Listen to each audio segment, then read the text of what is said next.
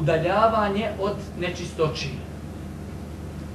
I ono što smo nekad isto učili, ja se dobro sjećam kad sam bio mal, očistiti tijelo, odijelo i mjesto klanjanja. Tako je bilo u starim tim našim, takvi, oni kako se zove, ili Mihalva napisao.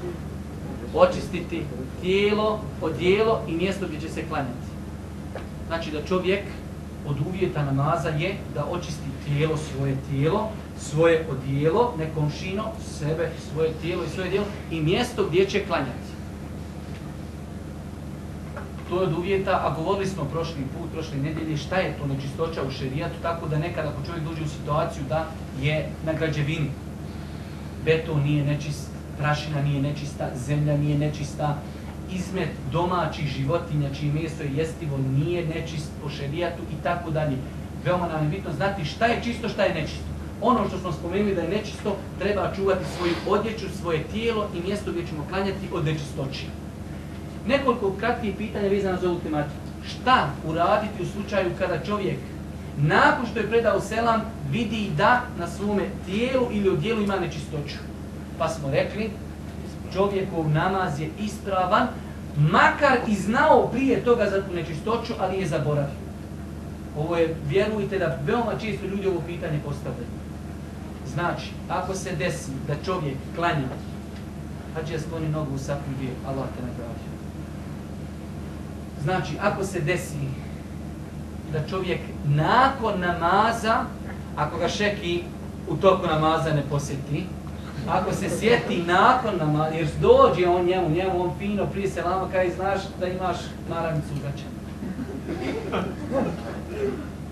Ako znači se desi da se sjeti nečistoće ili je vidi nakon predaje selama, njegov namaz ispravan, ne treba ponavljati. To je opcija nakon selama. Ako se desi da vidi nečistoću ili da je se sjeti u toku namaza, rekli smo da postoji dvije opcije. Ima opcija da može tu nečistoću uklonuti, ali da i dalje bude pokriveno, znači tijelo koji treba da bude pokriveno u namazu. Pa primjer radi, čovjek ima majicu, ispod nje ima potpušnu. I sjeti se u toku namaza na drugom rekiatu podne namaza da mu je se braco popiškio po dresu.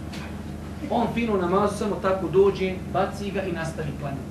Kao što je uradio Božji poslanik alejhi selatu selam kada mu je Džibril kazao da ima nečistoće na papučama. Skinuo je papuče, nije ponavljao namaz. I mi iz toga uzimamo da je namaz validan, ali treba nečistoću ukloniti. Ako bi se desila druga opcija, da čovjek je se sjetio nečistoće, ali ta nečistoća je negdje gdje on to ne može riješiti u namazu, rećemo na donjem vešu. Tada će čovjek prekinuti namaz, otići, skloniti, znači nečistoću, ili oprati ili skinuti odjeću i početi iz početka namaza. Sve jasno? Hajde ponovi. Malo tebe safatalo, bacate, ali nema veze da vidim. Šta ako može ukloniti? Komšinicu ukloniti s puta, smijeta, tebe voda. Ima nečistoću na odjeću. Mogućnost da otkrije, na primjer, košinu, da stigne ima ispod potpušu. Dobro. Uraditi. To je znači jedna situacija. Druga situacija, ako ima nečistoću na dijelu tijela gdje ne može u toku namaza to ukloniti. Tada će šta uraditi? Prekinuti namaz, ukloniti nečistoću i početi ponovo klanjati.